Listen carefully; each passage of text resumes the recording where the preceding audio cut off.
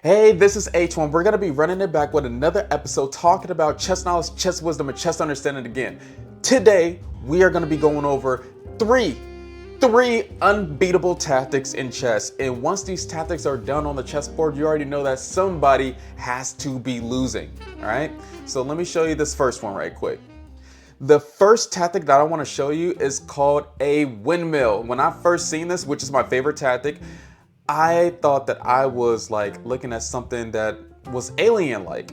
In a windmill, let me just describe what it is. It's when you're doing a sequence of moves on a restricted king, and you definitely have the advantage in that type of position where you can discover to attack the opponent and just keep on like capturing their pieces, or maybe sometimes even delivering checkmate on the opponent. What do I mean by that? Well, let's move on into this position that is in front of you right now. We are going to be the white pieces in this position, and yeah, what is the best move? What do you think?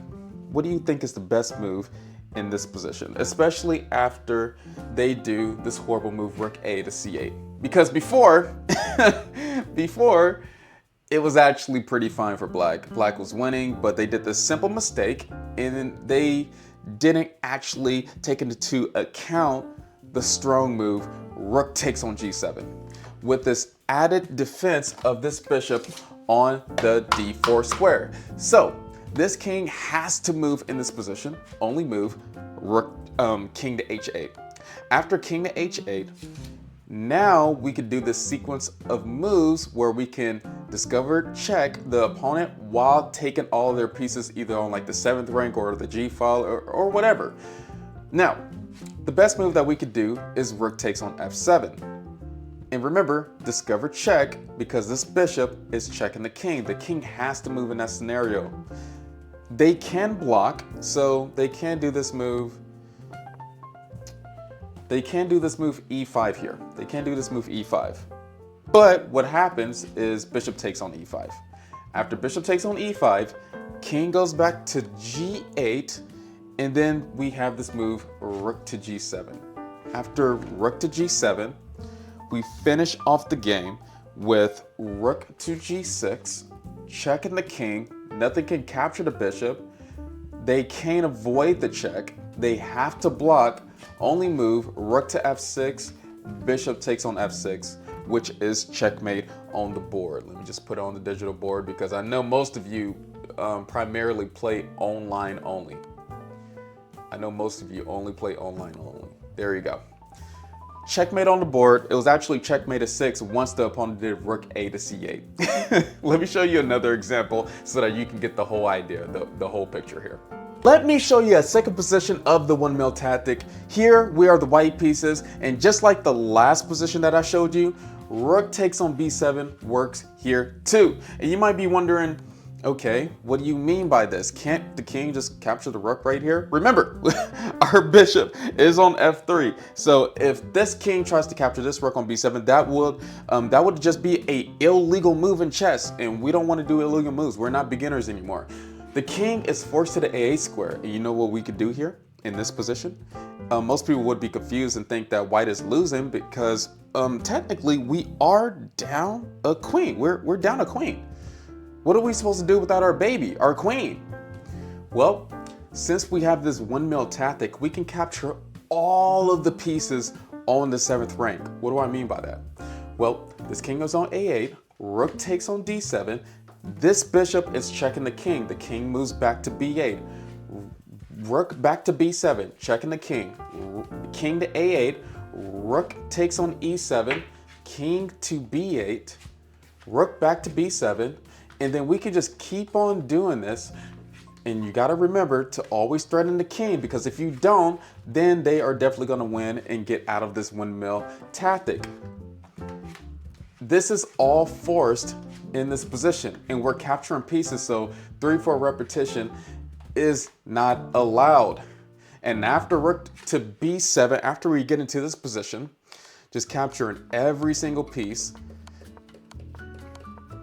you might be wondering, okay, what happens now?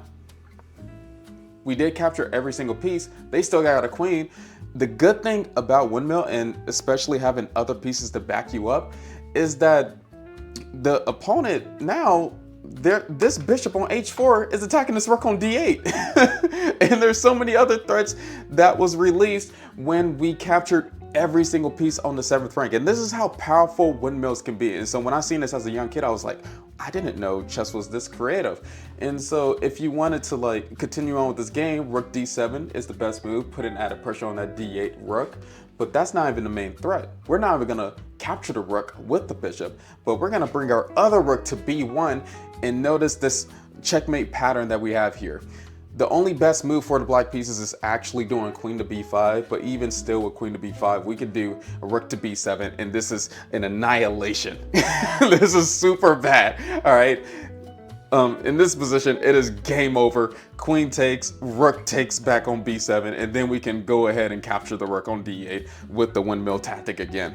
There is no way for black to survive, even if they're up in material. And this is why this tactic is unbeatable once you get it going and started, and most advanced players already know not to get into this at all. Let's go into the second one. The next tactic that I want to go over is called simplification.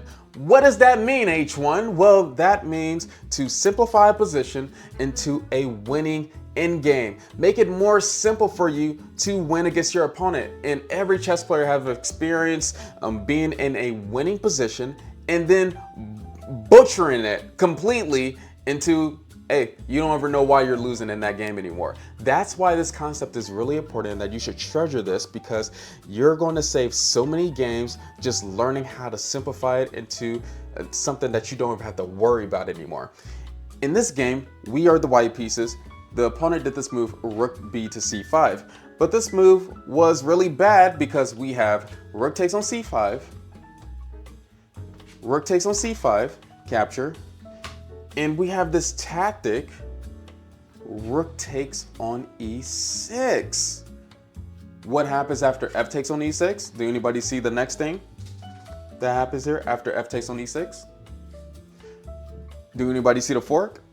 Yeah, right here. Knight to d7, forking the two pieces. And after doing this fork, king e7, knight takes on c5. This position simplified into a winning endgame for us to win against our opponent. We're up a whole night. If you cannot win this, then clearly, you know, you need to like practice on these endgames, doing drills and just setting up positions where you're up a minor piece and going against the hardest computer. But you should be able to win this position a lot easier than allowing your opponent to keep their rooks on the board and keep their pieces on the board so that they can cause more problems for you in the position and cause more tactic. And yeah, no, there's no tactics here. They only got pawns and a king, and it's easier to look out for whatever your opponent is trying to do if they only got pawns and a king, okay?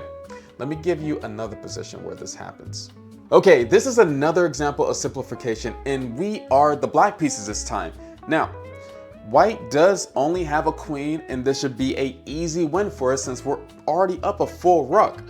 But sometimes it could be a little bit tricky with forks and drawing sequences. 3-4 repetition can happen very easily, or even stalemate if they still have their queen on the board. White does this move queen to c6, queen to c6.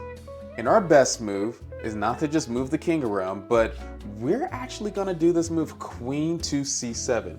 Very tricky move, which is pretty much forcing our opponent to capture this rook and go into the sequence. But what happens after they capture the rook? What happens after they capture the rook? We do this awesome move, queen to b8. Queen has to capture on b8. King captures. If queen doesn't capture, then we're just up a queen in the end game, in a winning end game. And then now we have this position where the white king is never going to capture to this pawn on h5. We're already in front of this pawn, and this is the simplest position that you can get into. That's why this is called a simplification tactic.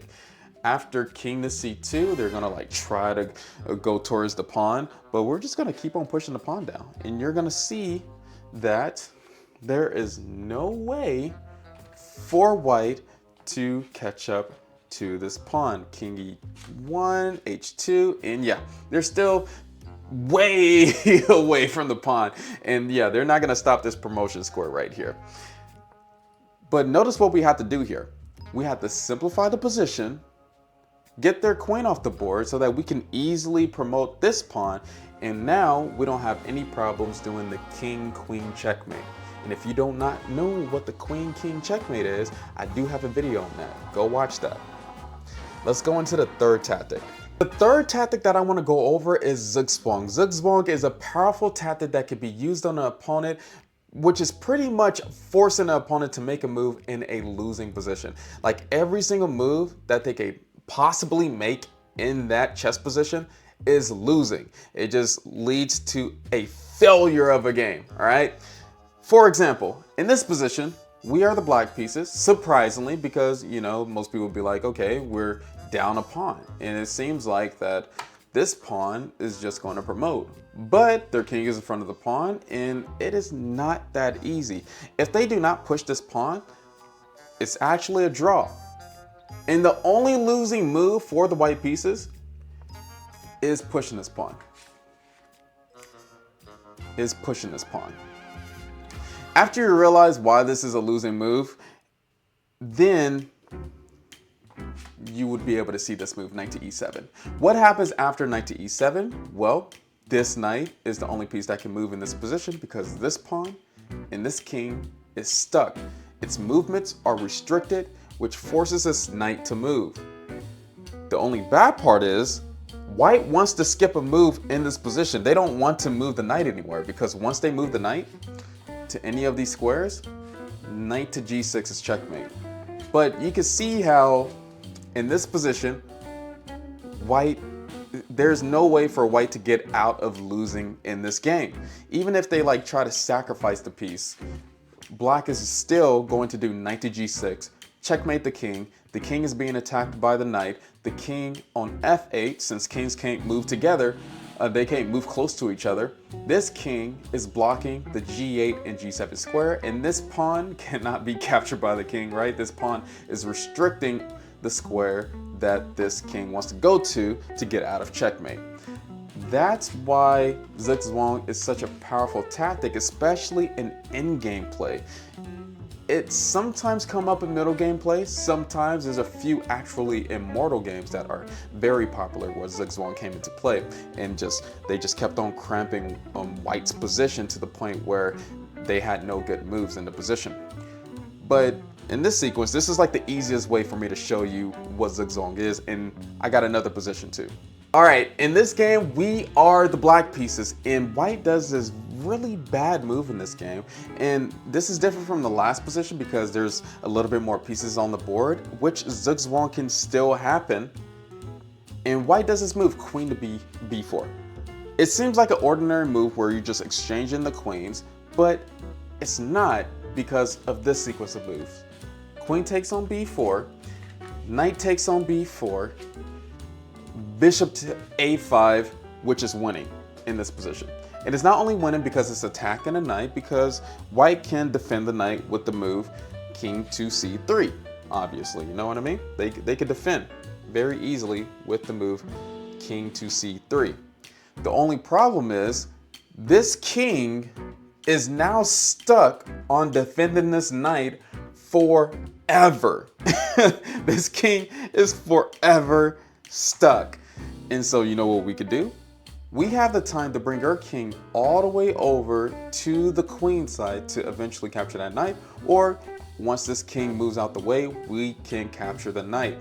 Gladly, these two squares are blocked off by our pawns on d5 and a4, so this king can never hop into one of the squares to protect the knight on a different square. And we're never gonna push this pawn too. Even if they do push this pawn on b3, we will never capture. That's not what we're gonna do here. And plus, let's do this. King f8, b3. We're not gonna capture, but we are actually going to push the pawn up in the position. We're not gonna leave them with an out. After doing this move a3, white has to move the king. There's no other good move here unless you just want to lose a pawn doing the move f5. And so after the king eventually moves to like c2 or d3, then we eventually capture the knight, and that is a free piece. That's how zugzwang can actually be played with pieces on the board. You're just gonna have to be mindful of it. But once zugzwang happens, the game is over. And that's why I call these like unbeatable openings, because once these positions happen on the board, it's really no coming back from it. So hey, hopefully this is helpful. Make sure that you like and subscribe, and hey, hit the notification bell too if you want to see more content like this. Keep on fighting till the end, staying focused in chess and in real life too. Peace!